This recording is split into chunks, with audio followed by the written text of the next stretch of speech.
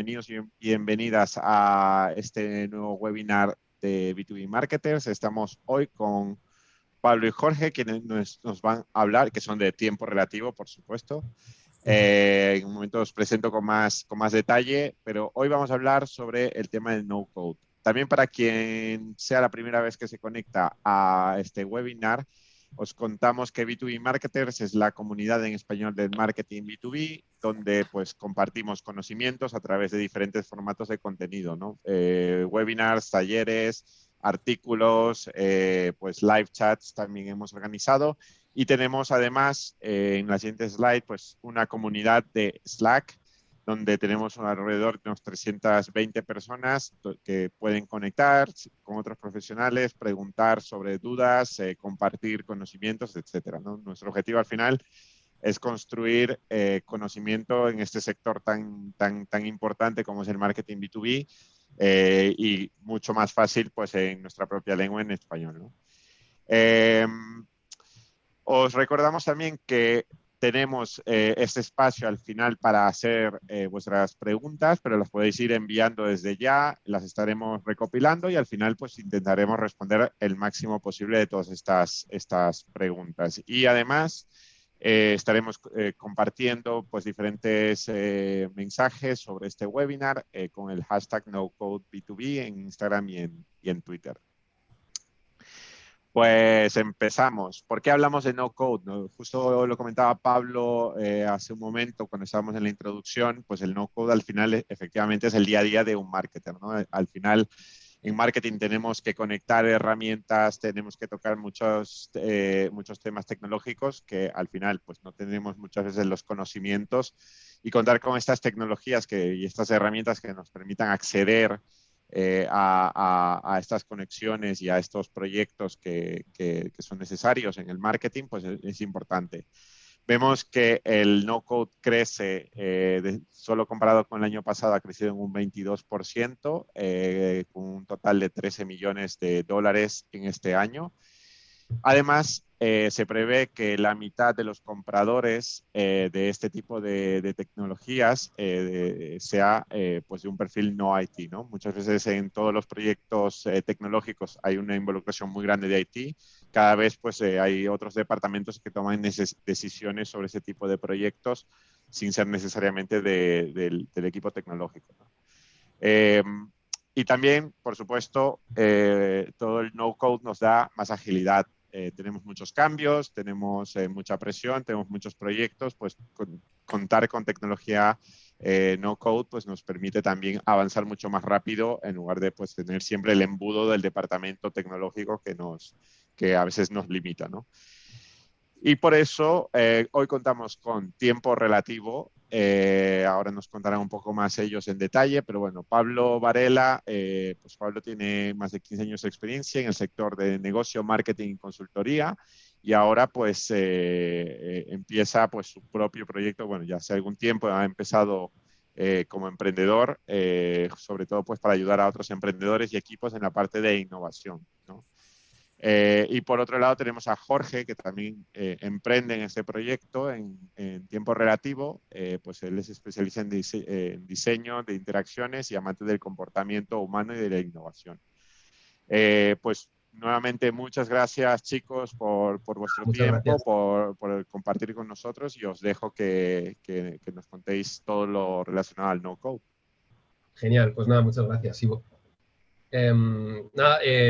Pues como decía Ivo, somos Tiempo Relativo, somos un estudio de diseño estratégico y hemos centrado nuestra propuesta en al final resolver problemas, construir soluciones y que un poco ese proceso de aprendizaje, de entendimiento del usuario, al final se acabe convirtiendo en un producto real, ¿no? Que es algo que en nuestros años en consultoría veíamos como que se quedaba muy a medias, ¿no? Entonces es algo que iremos tratando a lo largo de la charla y acabaremos ligando todo con las ventajas que toda esta tecnología está trayendo a todos los que trabajamos en el mundo del producto digital. No sé si quieres añadir algo, Pablo, antes de empezar. Bueno, yo creo que, como decía antes, ¿no? Al final se pueden hacer las cosas bien, con cariño, cuidando el detalle, cuidando a los clientes, personalizando. Y el no-code es un medio para conseguirlo, nunca un fin, ¿no? El fin es cubrir las necesidades de los clientes y las de la empresa. Entonces, bueno, el no-code en este caso nos ayuda a cumplir ese tipo de objetivos. Genial. Pues nada, ¿qué es eso del no-code? Vamos a empezar por intentar entenderlo, ¿no? Porque es una pregunta que también nos llevamos haciendo nosotros, ¿no? ¿Qué es, no? Mucha gente habla de herramientas, mucha gente habla de automatismos, ¿no? Pues para nosotros un poco la filosofía del no-code es como si volvemos atrás en el tiempo a los primeros diseñadores gráficos, a los primeros publicistas, a los primeros cartelistas, esa gente que hacía recortes, construía publicaciones, ¿no? Entonces hubo un momento, pues a mitad de los años 90, que aparece este instrumento que veis aquí, ¿no? Uno de los primeros Macs, y de repente empieza a cambiar el juego, ¿no? ¿Qué es lo que ocurre? Pues que los programas de edición editorial, de edición de foto, abren un mundo de posibilidades a esos diseñadores, ¿no? Y lo que antes se hacía de una forma, pues quizá más trabajosa, más artesanal, de repente se abre a la edición de fotos, a la ilustración, a la vectorización, a la cartelería, ¿no? ¿Y qué es lo positivo de todo este avance tecnológico? Pues que esas nuevas tecnologías al final lo que han hecho es que el mundo, y en concreto ciertas profesiones, se ejercen de una forma mucho más deprisa y eficiente, ¿no? Al final tenemos que entender esos avances tecnológicos como una forma de que la profesionalización que las profesiones se industrialicen un poquito, ¿no? Al final, la innovación, o tal y como la entendemos nosotros, al final yo he trabajado muchos años en innovación, uno de los principales retos es simplificar complejidades, ¿no? Al final, mediante la creatividad y la tecnología, es buscar la forma de aportar valor en industrias pues, que tradicionalmente eran más pesadas o más complejas, ¿no? Por traer otro ejemplo, ¿no? Que a nosotros nos gustan mucho las metáforas, esto es un ejemplo de cómo se programaba en los inicios de la programación, cuando los primeros emprendedores estaban cacharreando, ¿no? Iban a grandes torres que eran ordenadores, ¿no? Metían sus tarjetitas picadas y esta es la forma en la que ellos se relacionaban con el ordenador para programar, ¿no? Entonces, un pequeño cambio, como fue meter una interfaz o uno de los primeros sistemas operativos, ya fue un mundo, ¿no? Fue, como decíamos antes, una complejidad que todo el mundo tenía asumida, se convirtió en una forma mucho más manejable, ¿no? Y esto es al final un poco lo que nosotros entendemos por no-code. Es una reducción razonada de la complejidad que tiene relacionarte con la tecnología. Nosotros nos gusta mucho un libro de John Maeda que se llama Las leyes de la simplicidad, que al final de lo que habla es de que las tecnologías, las máquinas, tienen que hablar el lenguaje de las personas y no al revés, ¿no? Un ejemplo muy clásico que se suele poner, bueno, no tan clásico porque esto todavía seguro que muchos de los que estáis aquí tenéis estos mandos en vuestros salones, yo tengo uno, de hecho, que de repente las nuevas tecnologías, ¿no?, han hecho que una simplificación del concepto de mando se ajuste mucho más a la realidad actual, ¿no? A la necesidad, al contexto de uso, a cómo las Smart TVs ahora reclaman otro tipo de patrones de interacción, ¿no? Pues al final para nosotros esto es no-code, ¿no? Es una forma de hacer accesible una tecnología que antaño podía ser más compleja a otros perfiles que queremos relacionarnos con ella. Y eso al final, para todos los que estamos aquí, significa poder, ¿no? Empoderarnos delante de esto, ¿no? Sí, y en este caso también es no-code, ¿no? ¿Cuántos de nosotros en nuestros inicios, yo también he trabajado en marketing muchos años, pues utilizábamos el Dreamweaver para maquetar emails, para ser autónomos y no depender de que alguien nos hiciera el trabajo, ¿no? Entonces, ese tipo de herramientas o Salesforce, ¿no? Que muchos de las salas seguro que lo usaréis, es low-code. Al final, alguien lo configura para que luego mucha gente lo use, ¿no? Entonces, como veis, son herramientas que están en nuestro día a día y la idea o la principal ventaja que podemos decir es, bueno, que nos ayudan a automatizar esas tareas de poco valor y también nos dan una línea de autonomía, ¿no? Entonces, para ello, al final lo que decimos es, bueno, pues vamos a ver cómo somos capaces de resolver estos problemas, cómo somos capaces de relacionarnos con la tecnología sin necesidad de saber hablar su idioma, ¿no? Por decirlo de alguna forma. Entonces, si lo vemos desde ese punto, siempre decimos, ¿no? Antes Ivo Sí, al decía, final, para no depender de la gente de tecnología. Yo creo que hay que depender de la gente de tecnología en las tareas de un gran aporte de valor, ¿no? Pero ¿qué pasa? Que hay un montón de tareas que no tenemos por qué saber o no tienen por qué hacer ellos porque no aportan ese valor, no es de su día a día. Entonces, si poca gente sabe programar, pues al final, evidentemente, cuanto más democrático sea el acceso a la creación de productos o la automatización de procesos, pues mejor seremos capaces de construir, ¿no? y de crear procesos, ¿no? Entonces, bueno, yo creo que aquí hay un ejemplo muy claro, ¿no? de Mis hijos ven la película de La momia de Tadeo Jones y dice, pues esta lengua solo la habla una persona en todo el mundo, ¿no? Pues ese es mismo el símil que vemos, ¿no? Y en este caso lo ponemos como concepto de la arqueología. Sí, al final el código de alguna manera es algo que para muchos es como un poco de miedo, ¿no? Al final estamos rodeados de un mundo digital, todos hablamos de digitalización, de digitalizarnos, vivimos con Wi-Fi, con Netflix en la tele, cada vez la PlayStation 5, ¿no? Pero en realidad al final de lo que los cimientos de esa tecnología que está tan interiorizada en nosotros, al final siguen siendo un poco un misterio, ¿no? Entonces al final el no-code, como decíamos antes, es una forma de hacer accesible una serie de tecnologías o una forma de relacionarnos con ellas a los que somos un poco los simples mortales, ¿no? Esto es un ejemplo de una de las plataformas que más voz tienen ahora mismo en el panorama del no-code, que se llama Webflow, y como veis ya es otro tipo de interfaz. Es algo mucho más parecido a un Photoshop, los que hayáis tocado, ¿no? A programas quizá con drag and drop, pero lo positivo, que ahora hablaremos sobre ello, es que no es algo sencillo, ¿no? Tiene una curva de aprendizaje, pero una vez que la superas, puedes hacer cualquier cosa y las cosas son súper personalizables, ¿no? Y al final la interfaz te ayuda a programar desde un punto de vista visual. Por eso se suelen llamar a este tipo de plataformas constructores visuales.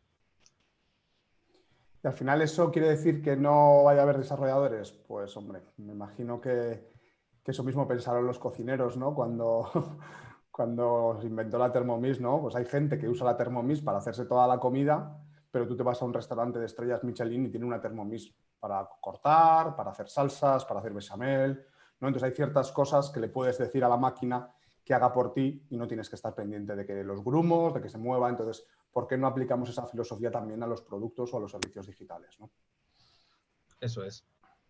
Al final nosotros hablamos mucho de sistemas y de herramientas. ¿Y por qué hablamos de eso? Bueno, vamos a empezar por qué es un sistema, ¿no?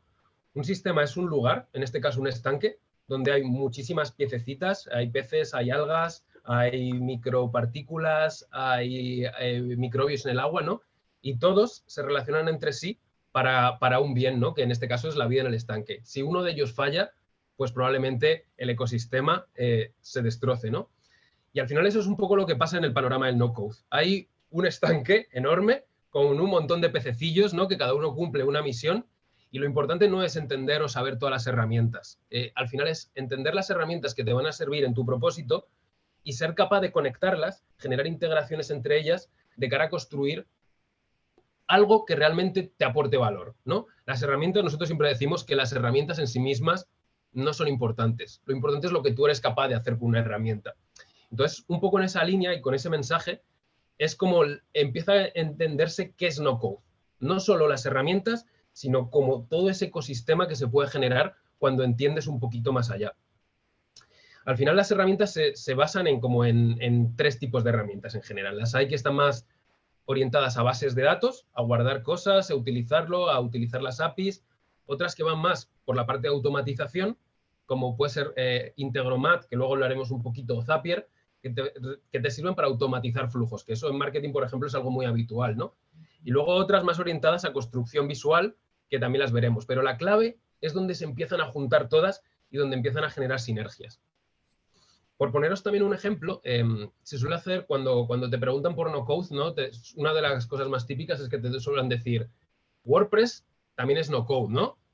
Y nosotros vamos a hacer un poco la comparativa entre WordPress y Webflow, ¿no? Que quizás es como uno de los estándares en construcción visual que se está asentando más y que ha pillado muchísimas rondas de inversión y que precisamente ayer tuvieron una conferencia en la que contaron todas esas cosas que están haciendo ahora y realmente están siendo muy relevantes, ¿no?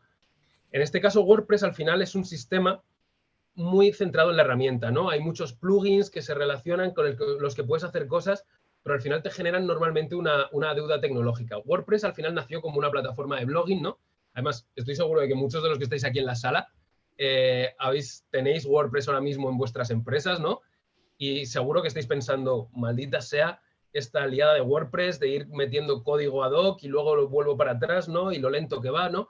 Porque al final son plataformas que al final con su objetivo inicial se han ido escalando y realmente no son muchas veces la mejor herramienta si tú quieres llevarlo a otro nivel. Obviamente nosotros hemos trabajado con WordPress y no somos para nada unos odiadores de WordPress, para nada, pero sí que vemos a la hora de construir webs o productos, ¿no?, que Webflow sí que se ha orientado más a cómo optimizar las cosas, a cómo pensar en el responsive, cómo darte una capacidad mayor de personalización. Y una de las cosas más importantes es que Webflow te permite integrarte, como dentro de ese estanque que hablamos antes, con muchas herramientas que pueden completar tu producto digital. Al final eso lo que te da es como superpoderes y puedes hacer que algo pequeñito se acabe integrando con una página de formularios como Typeform, se acabe integrando con una plataforma como VideoAsk, como Calendly, ¿no? Al final creamos ecosistemas en torno a nuestro producto que lo hacen mucho más poderoso, ¿no? Y eso es súper importante. No sé si quieres añadir aquí algo, Pablo. Bueno, yo creo que si quieres pasar a la siguiente, creo que lo podemos contar desde la siguiente, ¿no?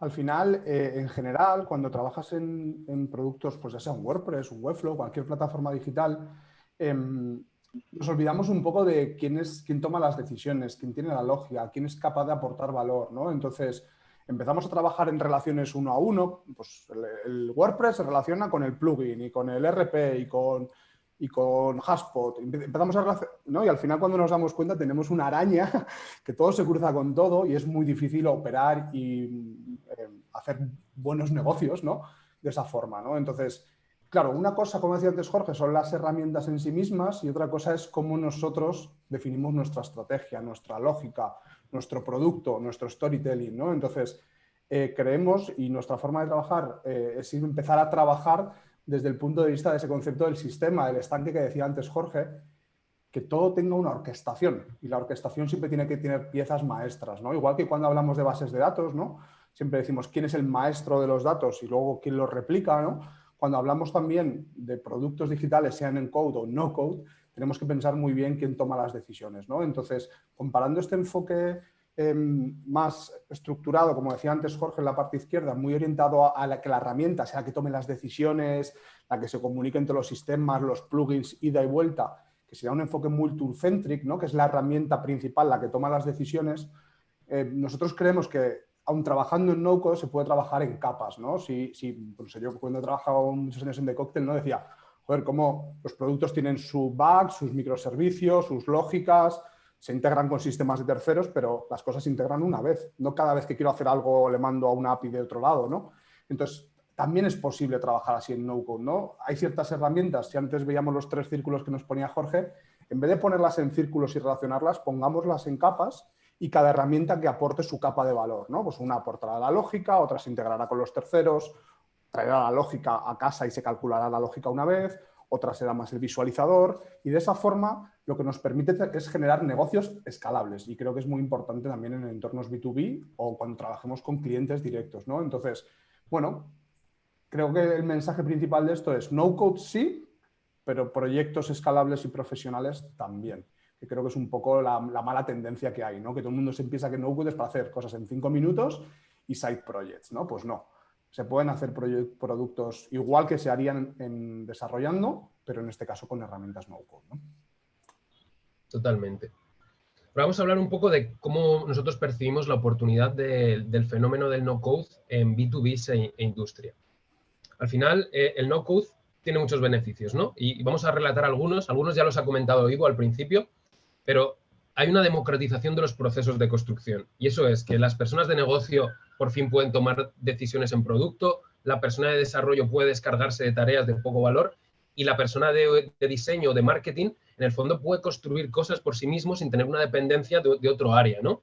Que es justo lo que veíamos debajo. Al final, los perfiles de áreas no técnicas se pueden empoderar gracias a esto, hacer experimentos, construir sus propias landings, hacer testeos de cosas, sacar algo para validar si la idea tiene sentido o construir una automatización que a lo mejor les ahorra un montón de tiempo, ¿no?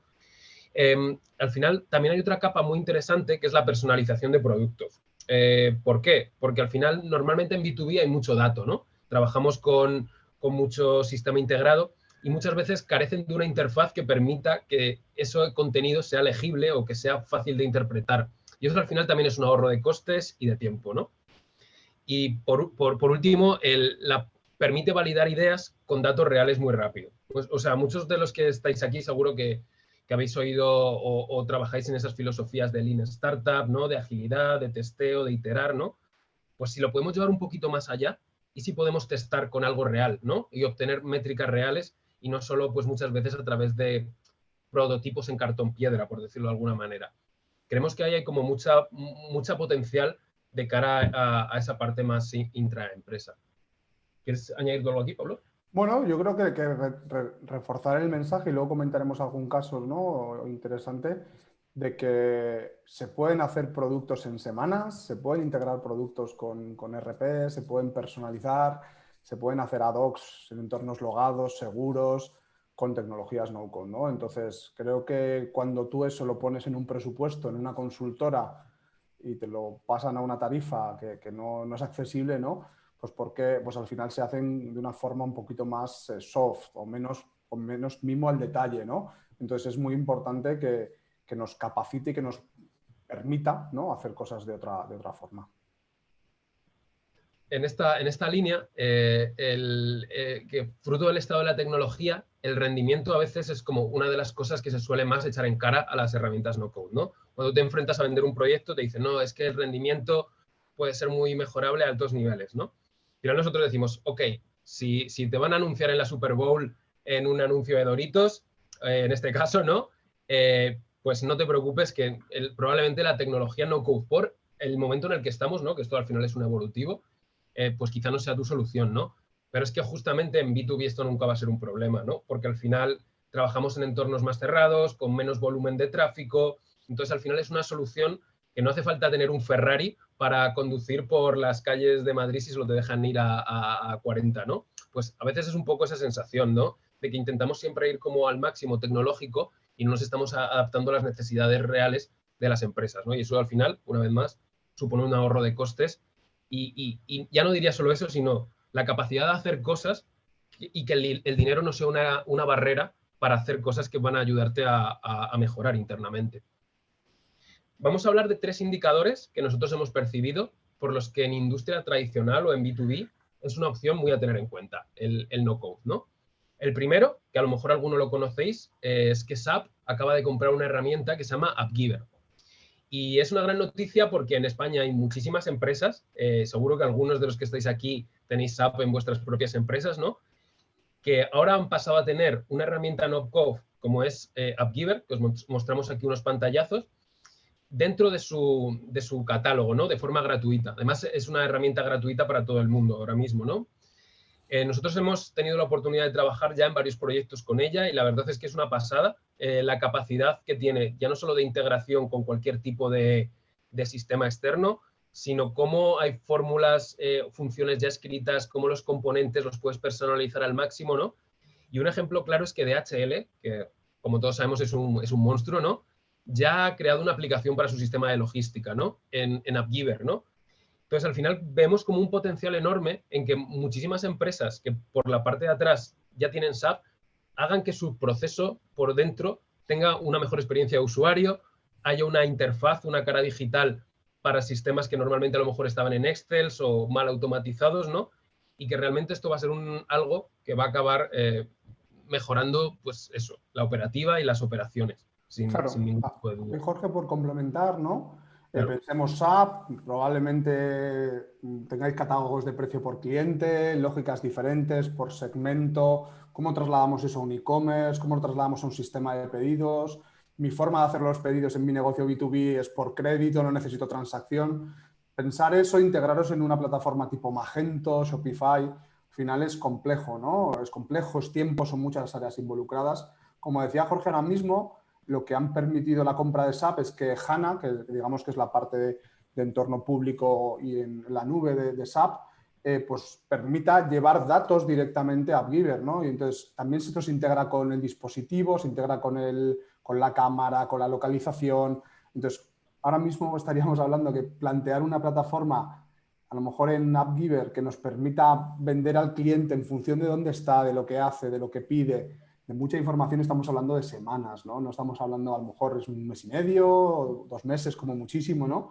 Integrándonos directamente con SAP, ¿no? Esto parece una utopía a cualquiera que haya hecho un proyecto web integrado con SAP en su empresa, pues cuánto ha tardado, ¿no? Y me encantaría verlo en el chat, a ver cuánto habéis tardado en el último proyecto que os habéis integrado con el ERP de vuestra compañía, ¿no? Entonces, para esto, evidentemente, el no-code es una parte y luego hay otra parte muy importante que es la gente que conoce SAP, ¿no? Nosotros en este caso pues trabajamos con empresas como SCL, ¿no? Que son partners de SAP y al final juntamos los mundos y decimos, ellos nos dan la capa de gestión de datos y nosotros construimos el producto, que una parte pequeña viene de SAP, pero el resto son best practice de experiencia de usuario, ¿no? Entonces, muchas veces, y eso que siempre decimos, que hay veces que por cubrir esa parte técnica se pierde la parte de experiencia, ¿no? Totalmente. Al final un poco lo que hablamos, ¿no? Los volúmenes de consultas en B2B y en procesos internos en industria nunca van a ser un problema para ningún proyecto no-code. Y eso es algo que juega en nuestro favor, ¿no? Porque al final estamos construyendo en entornos más cerrados donde, aparte de que vamos a tener esa capacidad de un testeo más controlado al principio, ¿no? Como desarrollo de producto, realmente nos vamos a ahorrar pues tener que hacer código ad hoc, contratar una empresa externa o lo que sea, y podemos tener equipos intraemprendiendo, desarrollando prototipos para mejorar nuestro entorno, ¿no? O sea, aquí ponemos algún ejemplo, ¿no? Pues yo el otro día en IKEA, ¿no? Cuando te vienen con la PDA para mirarte el stock, o las personas que están en los supermercados, esto es perfectamente algo que se puede hacer en tecnología no-code, ¿no? Aquí Sí. Pablo os va a contar una historia. Sí, yo justo antes comentaba, ¿no? que he hecho bastantes proyectos por Centroamérica y Sudamérica. Y precisamente hice uno hace 2 años en una industria agroquímica, en este caso. Y era una plataforma para digitalizar la transaccionabilidad de los productos a los distribuidores, ¿no? Entonces, al final quieren vender más, quieren reducir costes. Pues hacemos un proceso de research, entendemos muy bien las necesidades de los distribuidores, cómo funciona el equipo de ventas, procesos manualizados, ¿no? Y perfecto, entendemos durante un mes, luego otro mes diseñamos, conceptualizamos, definimos un producto a los 3 meses y llega y no, ahora va a tardar 1 año en construirse. 1 año. ¿Por qué? Pues porque los precios son diferentes por cliente, las peticiones, las validaciones, la venta a crédito. Al final, tú entiendes las necesidades de un cliente en un momento y tardas, pues, si era 1 mes y 3 meses, 1 año y 3 meses, probablemente 18 meses en construir algo que a lo mejor ya no cubre sus necesidades, ¿no? Y la principal limitación es que había una personalización cliente a cliente de ciertos elementos que las plataformas estándar de e-commerce no son sencillas de integrar, ¿no? Pues bueno, al final, si en ese momento yo hubiera sabido usar no-code, porque al final puedes autenticar, toda la parte de seguridad, integrarte con los sistemas, lo permite. Entonces, probablemente el tiempo hubiera sido pues la mitad. Entonces, bueno, pues hace 2 años no sabía esto y también por eso es parte del motivo porque hemos montado nuestra propia compañía, ¿no? Para poder abordar esas frustraciones profesionales que creo que todos habréis sufrido en ciertos tipos de proyectos de una forma diferente, ¿no? Totalmente. Y luego una parte muy importante, ¿no? Creo que todos, seguro que cuando habéis ido a restaurantes, si habéis visto cómo se maneja la gestión de los pedidos o inclusive el trato, ¿no? Que muchas veces hay cuando es pasarelas B2B, ¿no? Entre empresas, ¿no? Parece que si el B2C no está de por medio, si no hay un cliente final que va a poder poner 5 estrellitas en la Play Store, no cuidamos la experiencia de usuario, ¿no? Y la experiencia de usuario no es un capricho, no es algo visual, es una forma de hacer más fácil la vida a las personas, ¿no? Y eso creo que a los empleados, a la gente que trabaja o que una herramienta digital es vital para él, también tiene que trabajarse, ¿no? Y muchas veces se ha desatendido y creemos que hay una oportunidad también a través del no-code de hacer las cosas pues con patrones de diseño que funcionen, con ideas que se hagan realidad, ayudando con las automatizaciones. Y creemos que también hay una parte muy importante de eficientar cómo funciona nuestra empresa a través de cómo nuestros empleados se relacionan, ¿no? Al final, un empleado que se siente cómodo en su día a día va a trabajar mucho más contento y probablemente no tenga que estar maldiciendo al departamento al lado o a la herramienta o a esto no me funciona o esto es una chatarra, ¿no? Ahora vamos a ver, justo mencionábamos ahora mismo la parte de experiencia de usuario, que bueno, al final en marketing todos, al final creo que es algo que nos mueve mucho, ¿no?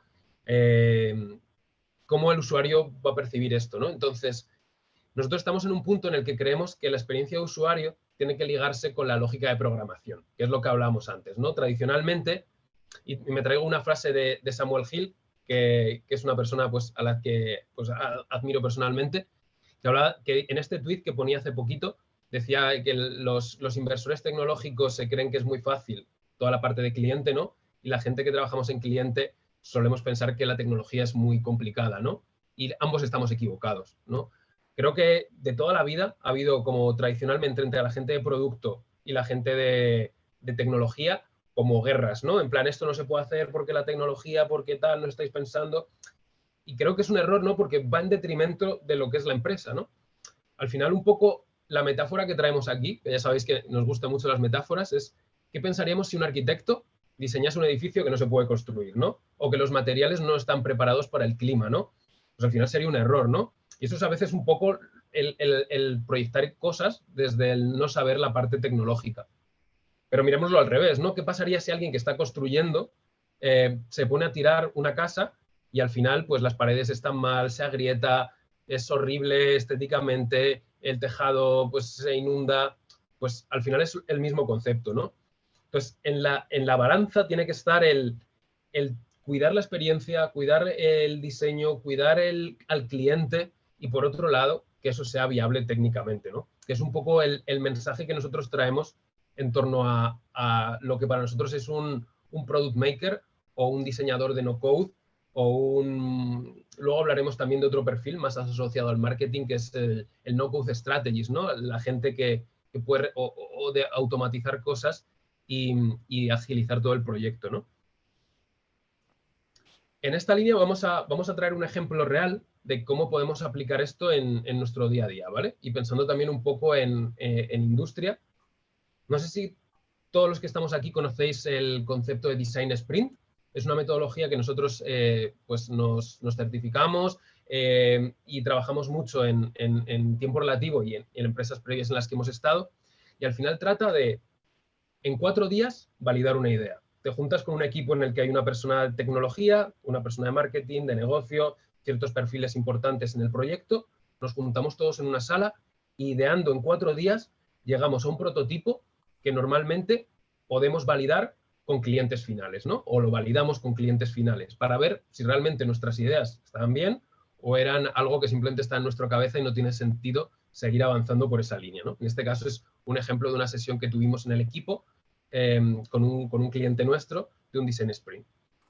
¿Qué pasaba normalmente?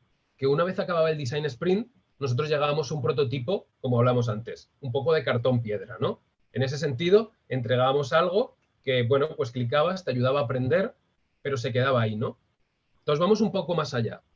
¿Y si el prototipo fuese interactivo y pudiésemos hacer una demo a un cliente? Ya no estamos hablando de pantallas planas o diseño en un programa tipo Photoshop o algo así, ¿no? Ya estamos hablando de algo interactivo que nos ayude a validar nuestra idea con un cliente real. Y esto se puede hacer en 4 semanas y esto se podría hacer en 4 semanas sin un equipo de desarrollo dedicado. Pues la realidad es que sí, ¿no? Confiamos en eso y lo estamos viviendo, ¿no? Todavía nosotros llevamos un año haciendo cosas, ¿no? Estamos cada día experimentando, intentando encontrar nuevas formas de aportar valor desde el no-code, pero al final la clave es que eres capaz de resolver problemas que antes nos parecían como a millones de años luz, ¿no? Esto no se puede hacer porque nosotros no tenemos esas capacidades y en el fondo lo que estamos es adquiriendo superpoderes que nos permiten ir un pasito más allá y ser más profesionales en el fondo. Yo y Jorge, por complementar, también Claro. decir que la metodología Design Sprint se inventó en Google, ¿vale? Y se hacía precisamente para eficientar los tiempos, ¿no?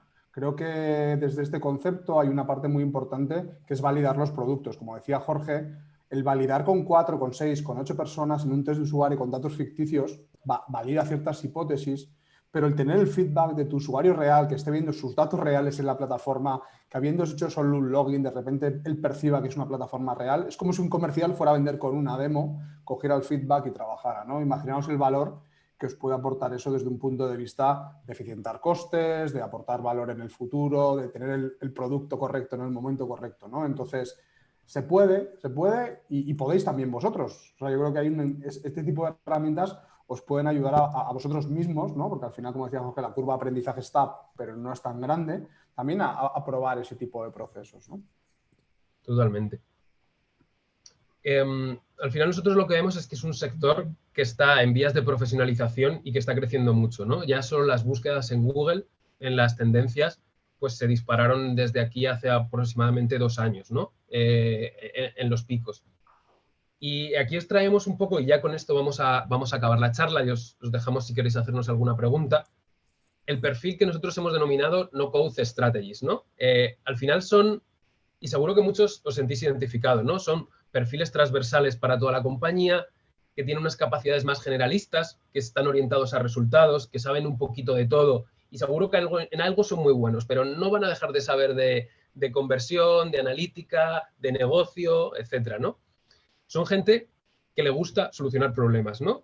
Gente que te coge un problemón y lo desenreda y te dice, aquí lo tienes, ¿no? Que les gusta estar conexionados con todos los departamentos y empatizar con ellos, ¿no? Y que se pueden enfrentar a la incertidumbre y a la frustración. Y nosotros creemos que de aquí al futuro, y bueno, aquí un poco profetizamos, ojalá tengamos razón, ¿no? Que este tipo de perfiles orientados al no-code van a ser relevantes en muchas empresas, ¿no? Van a estar muy relacionados a los equipos de operaciones, a esas capas un poco por encima, y realmente pueden aportar un montón, ¿no? Porque al final ese conocimiento, pues eso, de toda la empresa les va a ayudar a poder ayudar por aquí, escuchar, enganchar comentarios, ¿no? Crear conexiones entre departamentos. Y es súper relevante, ¿no? Al final es alguien que se preocupa porque las cosas sucedan. Eso es algo que muchas veces es en el éter, ¿no? Se queda, ¿no? Me gustaría hacer esto, ojalá hiciéramos, ojalá alguien hiciera. Pues creemos que el no-code te dice, no, ojalá alguien hiciera, no, te lo hago esta tarde. No hace falta que llame a 8 tíos o a tías, nos juntemos en una sala, tengamos 20 reuniones, tal, no. Me cojo yo, mi plataforma, pienso cómo lo hago, lo saco, funciona, tiramos para adelante, ¿no? Y en esa capacidad de activar ideas es donde los que nos gusta el no-code nos sentimos más felices de estar aquí, ¿no? Porque por fin podemos hacer cosas, ¿no? Yo suelo decir que esas conversaciones de bar, de idea de negocio con tus amigos en un bar, pues ahora pueden hacerse realidad y no quedarse en 4 vinos, ¿no? Y al final, básicamente, es este maravilloso círculo que todos hemos visto 800 millones de veces, es la persona de negocio tiene capacidad de proyectar ideas, el diseñador tiene capacidad de activarlas y la parte de tecnología tiene capacidad de desprenderse de tareas que no le aportan valor y que se pueden automatizar, ¿no? Y quedarse libres para las cosas realmente importantes. Eso es uno de los pains más gordos que suelen tener en desarrollo, ¿no? Ahí en esa línea, para que no se nos llenara la boca, dijimos, vamos a ponernos un reto, ¿no? Y en un momento de valle, ¿no? Entre proyectos, dijimos, pues vamos a hacer un producto que estrese esas 4 semanas y cómo construirlo, ¿no? Entonces, en una conversación de bar, de verdad, vamos a hacer un recomendador de pelis. Uf, eso es muy complicado, ¿no? Pues nos pusimos y en 4 semanas hay recomendador de pelis, ¿no? Entonces, ¿qué hicimos en NoCode? Lo primero, definir un diseño, una parte pública, ¿no? Un entorno para que pudiera registrarse la gente, ¿no? Esto está live ahora mismo. Al final, en hacer una landing en NoCode, pues tardamos un día. Lo hicimos Pablo y yo en una tarde. ¿Vale? Por poner un ejemplo. Evidentemente no es la mejor landing del mundo, pero nos sirve para validar nuestras hipótesis de captación. Luego, en una semana definimos, conceptualizamos, definimos los arquetipos, a quién iba dirigido el proyecto, diseñamos. Perfecto, hicimos los requerimientos, ya teníamos un plan, ya han pasado ni 10 días y ya tenemos un plan en la cabeza, ¿no? Y luego nos pusimos pues, a construirlo. En este caso, de hecho, esto es un caso con AppGiver, pues lo vamos a construir, pero cogiendo los mejores elementos que la plataforma nos pueda dar. Pues, AppGiver te permite compartir de forma nativa, te permite importar de bases de datos, te permite construir lógicas, ¿no? Entonces empezamos a trabajar esa área privada de una forma potente.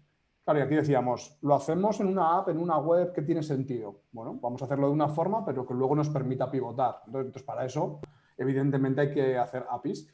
Y hay plataformas para hacer APIs en no-code también. En nuestro equipo no hay nadie que sea desarrollador. Y las APIs pues, se construyen, se crean y se publican y nos permiten que los productos, si ahora lo queremos en app y mañana en web, sea tan sencillo como cambiar las conexiones, ¿no? Claro, al final nos encontramos luego el problema de dónde sacamos los datos, de los recomendadores de películas que le pedimos al usuario que lo escriba. Bueno, pues sí hay un montón de APIs en el mercado, ¿no? En este caso, pues vimos TMDB, vimos varias de las APIs y vimos cuál mapeaba lo mejor, ¿no? Y pues es tan sencillo como cogemos la API, nos integramos los datos y los usamos dentro de nuestro entorno, evidentemente con una API de pago, ¿no? En este caso. Claro, pero dices, bueno, pero los datos desde fuera son de una forma. Pues no, vamos a definir nuestra lógica de negocio. Ellos tienen su estructura de datos, nosotros definimos cómo funcionaba nuestro negocio, qué guardábamos, dónde, cómo lo estructurábamos, cómo lo mostrábamos, cómo lo relacionábamos, siempre pensando en que sea un producto escalable y que luego nos permita crecer, ¿no? Ojalá crezca mucho y en vez de dedicarnos a la consultoría nos dediquemos a vender este proyecto, ¿no? Pero la idea es esa, ¿no? Ver cómo de una forma rápida, al final, en 4 semanas tuvimos el producto construido. Es verdad que luego los markets nos retrasaron. Todos habéis subido aplicaciones al market y sabéis lo que es. Pero la realidad es que el producto estaba en 4 semanas, desde la conversación de bar hasta la construcción, ¿no? Entonces, bueno, pues al final todo esto es posible, ¿no? Sí, por acabar ya, de verdad, última slide, ¿no? Centrarnos en un perfil que es el automator, que quizá es algo que os puede interesar a muchos de los que estéis en esta sala, ¿no? Growth hackers, automation, campañas, adquisición de leads, A/B testing, experimentos, ¿no? Plataformas como Integromat, que al final te permiten programar con bolitas, como nos gusta decir a nosotros, pero es programar, aunque lo estamos viendo de forma visual, y hacerlo de una forma pues que lo entendemos, ¿no? Las máquinas, hablando el lenguaje de las personas, te permiten automatizar un montón de cosas, mandar emails, que algo que se publica en Twitter te llegue a tu Google Sheet, ¿no? Mogollón de automatizaciones que al final pueden construir mucho de cara a vuestros negocios o a vuestro día a día. Y sobre todo, quitaros tareas de poco valor, ¿no? Que al final creo que muchas veces nos estancamos en el día a día en hacer cosas que no aportan mucho. Y al final, joder, creo que va también un poco de eso todo lo que queríamos contar. Y nada, con esto ya sí que hemos terminado. Muchísimas gracias. Y gracias a Ivo también por invitarnos a dar la chapa. Y nada, escuchar si queréis hacernos alguna pregunta, pues encantados de responderla. Pues muchísimas gracias, chicos. Yo creo que nos estáis dando muchas ideas de eso, de cómo se puede aprovechar el no-code pues, para lanzar proyectos y sobre todo validar ideas, ¿no? Que sí que es verdad que muchos hemos vivido lo que contabas también, Pablo, de una idea que parece muy chula y de repente que con todo el tiempo pasa, pues las necesidades cambian y al final pues el proyecto no termina siendo viable ni nada, ¿no? Entonces, tenemos varias preguntas que hemos ido recopilando, algunas sobre herramientas específicas. Hay una que nos preguntan sobre Webflow y la integración con Notion. ¿Vosotros tenéis experiencia sobre esto? ¿También experiencia Claro. sobre gestión de proyecto con Notion? ¿Hay alguna idea Sí, que tengáis aquí? yo creo bueno, ahí como ponía Julien en el chat, evidentemente hay una integración. Es verdad que Notion ha sacado hace poquitos meses su API, era una de las cosas más demandadas. Entonces ahora mismo cualquier cosa que esté en cualquier sitio de Notion puede estar en cualquier otra herramienta no-code, ¿no? Es verdad que una de las cosas que hay que perderle el miedo si quieres dedicarte al no-code es empezar a entender lo que son las APIs, ¿no? Y las APIs, o sea, si sabes usar un Excel, vas a saber usar una API, no hay que complicarse mucho y creo que eso es muy importante, ¿no? Entonces, herramientas como Zapier o herramientas como Integromat te permiten relacionar de la mayoría de las herramientas no-code a otras cualquier dato que tú necesites, ¿no? Entonces, perfectamente tú podrías, pues el otro día un amigo, ¿no? de Sharing Away comentaba, pues por ejemplo, que herramientas como ClickUp, que son para mí para gestión de proyectos, Asana, pues en unas puedes tener la gestión de tareas y en otras la gestión de documentos. Y lo pasas automatizado. Cuando una tarea la pasas a terminado, automáticamente generas un workflow con cualquiera de estas dos herramientas y el dato te aparece como un centro de conocimiento y no necesitas copiarlo, pegarlo, llevarlo a otro sitio, ¿no? Al final, ¿cuántas veces no está en el centro de conocimiento porque te has olvidado de llevarlo una vez has terminado la tarea, ¿no? Pues no pensemos en ese tipo de cosas, dediquemos el tiempo a pensar lo que tenemos que hacer, hacerlo, pero no a mover una cosa de un sitio a otro de forma recurrente, ¿no?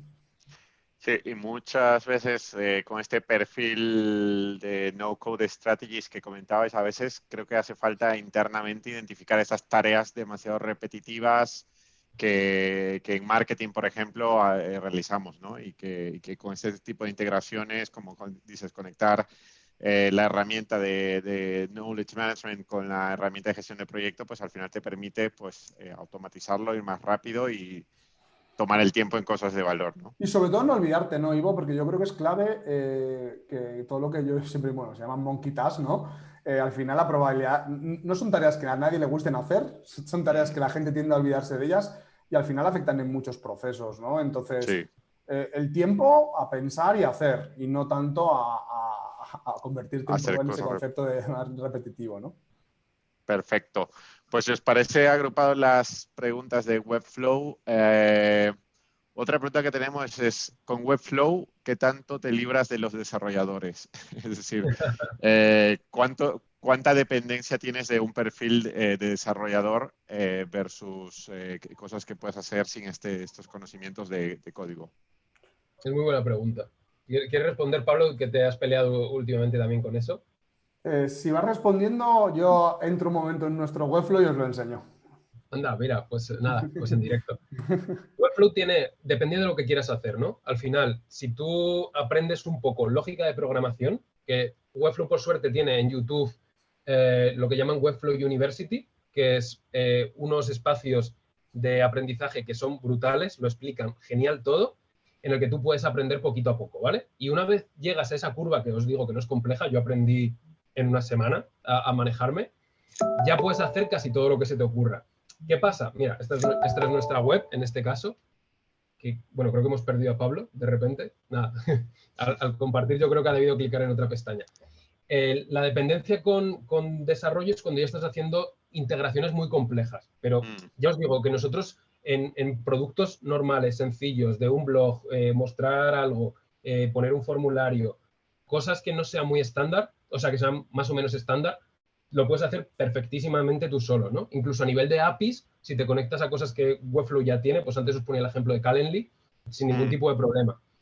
Que ya quieres hacer en plan cosas un poco más locas de llevarte un parámetro por JavaScript y mostrarlo tal, Webflow te permite meter código ad hoc y lo puedes meter íntegramente en cada página. Pero ya es un poco hasta donde tú quieras llevar la experiencia. ¿Cuánto te puedes librar de los desarrolladores? Yo creo que nunca hay que librarse de ellos, ¿no? Creo que son una parte muy importante y vital, como decíamos antes, en el mundo en el que vivimos. Pero desde luego, yo he hecho toda la página de nuestra empresa, yo solo, y yo no tengo ni idea de desarrollo, pues por poneros un ejemplo. Y no hemos metido una línea de código. Ok, perfecto. Pues también creo que algo interesante de, vamos a decir, un poco la comunidad no code, al menos que lo veo, es la facilidad de encontrar opciones de aprendizaje, ¿no? De gente compartiendo, gente que descubre algo y de repente pues crea un vídeo, crea un tutorial, etcétera. Es bastante interesante este tipo de acceso a la información que tenemos. Y si te parece, la última pregunta con respecto a Webflow, las he agrupado para cerrar este tema, es ¿qué tal la carga, la velocidad de carga y el SEO con Webflow? ¿Se pueden Vale. utilizar herramientas tipo A/B Test, tipo Optimizer, por ejemplo? Sí, para que os hagáis la idea, además que es que justo hemos estado hoy hablando sobre eso, Webflow en concreto está súper orientado a SEO. De hecho, cuando tú vas a sus opciones, lo primero que tiene es el menú de tagueados y toda esa parte de SEO. Ojalá estuviera aquí Pablo, porque ha trabajado, como sabes bien, Ivo, muchos años también en la parte de SEO para explicaros lo mejor que yo, ¿no? Pero está súper orientado y es una de las herramientas que uno de los puntos fuertes que tiene, de hecho, es cómo tú jerarquizas el contenido, cómo vas creando un árbol de estructura, cómo metes los tags, toda esa parte de las keywords, está súper pensado para eso. Y lo otro que hablábamos era de... Sí, si se puede usar herramientas para hacer test A/B, tipo Optimizer, por ejemplo. Sí, totalmente. Al final, como tú puedes cargar scripts, realmente tú puedes meter lo que quieras a nivel de código, o sea, no hay ningún problema. Y Google Analytics. Mira, Pablo, que me Tenemos has a Pablo. dejado solo ante el peligro, y justo la pregunta era sobre Webflow, SEO y Test A/B, ¿no? Que es tu especialidad. Estás muteado, Pablo. Perdonad que sé usar herramientas no code, pero no sé usar Zoom, ¿sabes? O sea, yo creo que evidentemente, primero, y tengo aquí para compartir la pantalla para que lo veamos, ¿vale? Avisarme cuando la veáis. Sí, ahora ya la vemos. Primera pregunta, cambiar un texto en Webflow. Aquí Oye, no me rompas la página, por favor, Pablo. Aquí le damos a publicar, ya lo tendríamos publicado, ¿vale? Genera un código limpio, muy estructurado. Entonces, el SEO, pues si hay SEOs en la sala, que seguro que hay algunos, eso sí lo sé, el código fuente de tiempo relativo Es un código muy limpio para que lo veáis cualquiera de vosotros, pero ¿vale? Te lo va a generar con las clases muy bien nombradas, muy bien estructurado, con todo el contenido jerárquico, te hace responsive, ¿no? Y luego la parte de testing, pues tienes capacidad de incluir conocimiento, todo lo que sea en JavaScript, ¿no? Tú puedes gestionarlo desde el punto de vista de Project Settings, tienes una capa de Custom Code que puedes añadir cualquier cosa en las cabeceras. Por ejemplo, nosotros aquí sí tenemos nuestro traductor, hemos instalado Wiglot y automáticamente tenemos la web traducida, tenemos nuestro Tag Manager que puedes lanzar, por tanto, puedes hacer testing de cualquier tipo, ¿no? Podrías tener tantas versiones como quieras. De hecho, por defecto, ellos ya te ofrecen la posibilidad de meter tu código Optimize, ¿vale?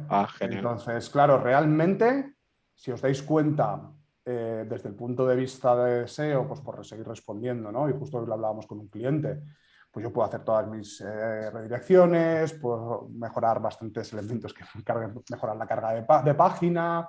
Entonces, al final, lo que nos permite pues, es ir una capa muy, muy rápida de trabajo, ¿no? Por ver si queréis cómo se añade un elemento de una forma clara. Perdón, que creo que estoy... A ver... pues añadir un nuevo botón a este diseño tan maravilloso, pues lo añadimos, ¿vale? Le damos la acción principal que realiza, podemos aplicar los estilos, perdonad que no los veo, que están aquí, le aplico los estilos, le selecciono la clase que quiero y automáticamente ese botón ya lo tiene, ¿no? Entonces, si os dais cuenta, esto se parece mucho a un Figma, como decía antes Jorge, a un Photoshop, entonces nos permite generar una velocidad bastante rápida, ¿no? Voy a borrarlo para que no me echen luego la bronca al equipo, pero bueno, luego lo borramos, da igual. Pero bueno, solo para que lo veáis. Una de las partes más chulas es el responsive, que es a mí de lo que más me gusta en Webflow, que es puedes crear una experiencia totalmente diferente en móvil que en escritorio. Entonces, si veis, ahí yo he metido un botón de quiero charlar con vosotros que no está en escritorio, porque tú al final puedes tomar diferentes decisiones dependiendo del contexto del dispositivo en el que estés. Y luego, pues muchas más, al final muchas más cosas, ¿no? Puedes tener desde templates, ¿no? Por ejemplo, nosotros los proyectos, pues en vez de tenerlos de una forma mucho más clara, pues tenemos nuestra template, luego tenemos todo lo que serían las diferentes CMS de cómo rellenarlo, ¿no? Pues nuestra estructura de contenido de un caso de éxito, pues tiene un sector, tiene un texto, tiene una imagen y automáticamente pues él te lo formatea en una página web, ¿no? Entonces, como veis, pues no hay una gran dificultad en cuanto a la operación, ¿no? Entonces, evidentemente, esto es como todo, ¿no? Pues si no tienes capacidad más de diseño, de conceptualización, pues a mí me pasa, por ejemplo, yo en el equipo no tengo capacidades más de estructura visual, pues cada vez que uso herramientas no-code genero cosas que no son las más preciosas del mundo, pero sí son funcionales, ¿no? Sirven para explicar lo que tiene que hacer o cómo trabaja, ¿no? También para que veáis un poquito el detalle, ¿no? Y Webflow solo es una de ellas, hay millones de ellas, este es un ejemplo como el más conocido, ¿no? Perfecto. Oye, pues súper interesante. Definitivamente tenemos que echarle un ojo más en detalle. Yo tenía otra pregunta ya saliéndonos del tema de Webflow. Comentabas, creo, Jorge, sobre el tema de trabajar entendiendo el negocio y entendiendo la tecnología también.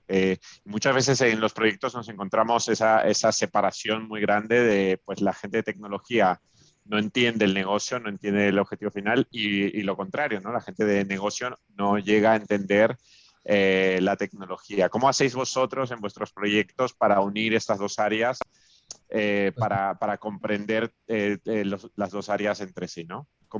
¿Qué consejos podríais darnos?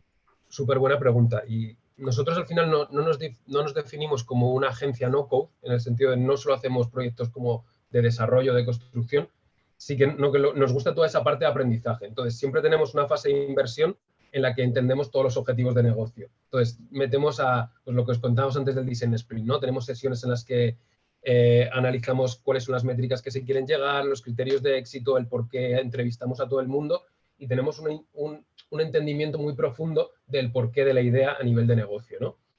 Entonces, al final, cuando nos ponemos a diseñar, ya estamos pensando en una propuesta de valor que tiene que estar alineada con los objetivos, sea un proyecto más grande o más pequeñito, ¿no?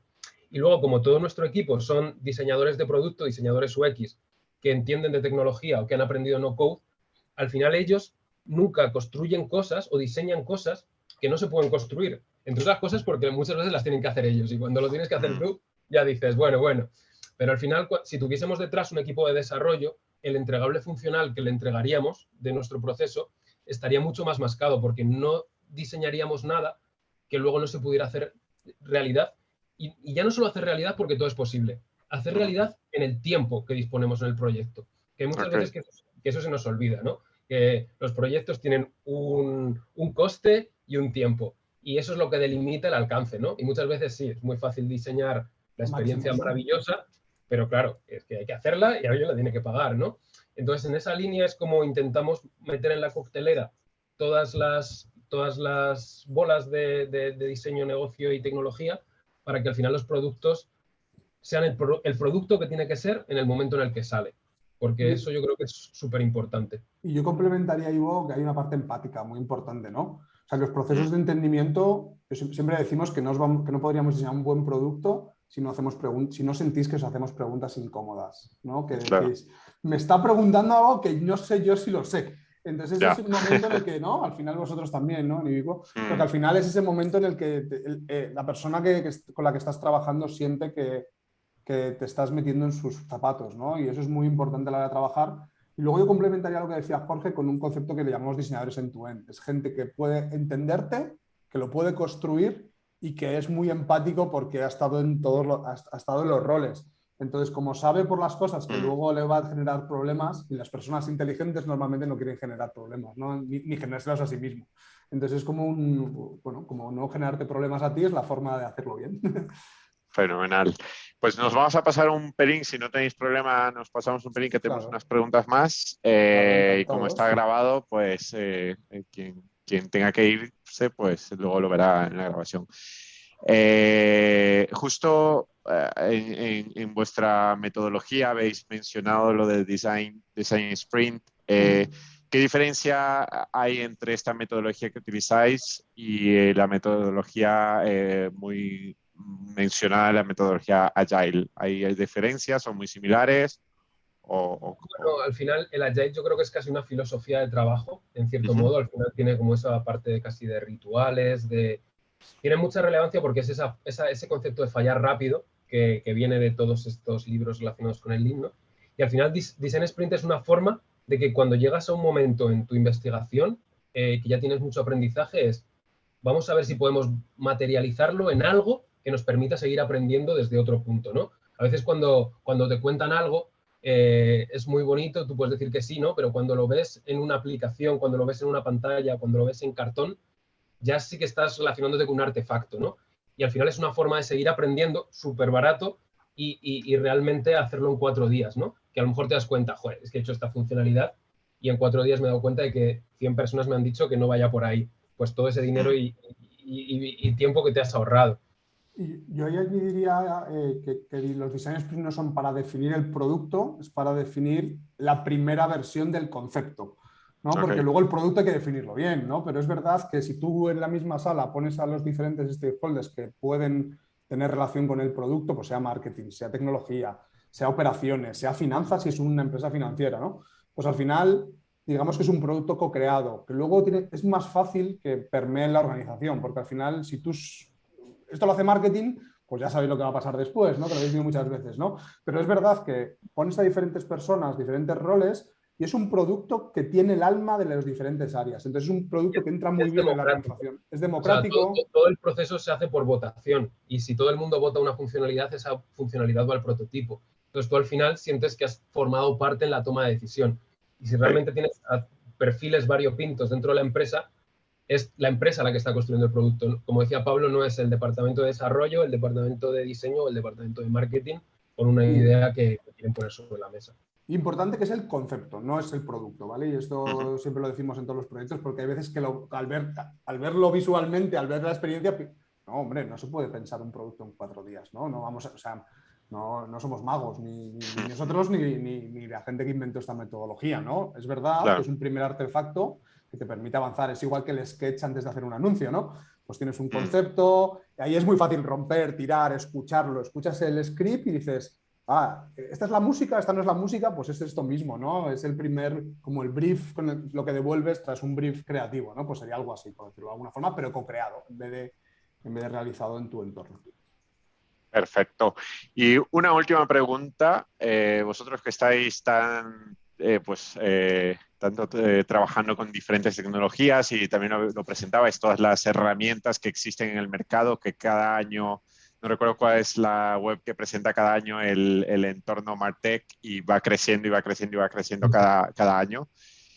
¿Qué criterios tomáis en cuenta al momento de decidir pues, una herramienta para utilizar, una herramienta vamos a decir nueva en un nuevo proyecto, ¿no? ¿Usáis las reviews de webs como G2? ¿Usáis un poco la experiencia de otros profesionales? ¿Qué criterios tomáis en cuenta para decidir, oye, usemos esta herramienta? Sabemos que al final es un tema de tiempo que también involucra el empezar a aprender sobre esta herramienta, etcétera. Entonces, a veces hay que tener la decisión un Es pelín muy clara, bueno. ¿no? Antes de empezar.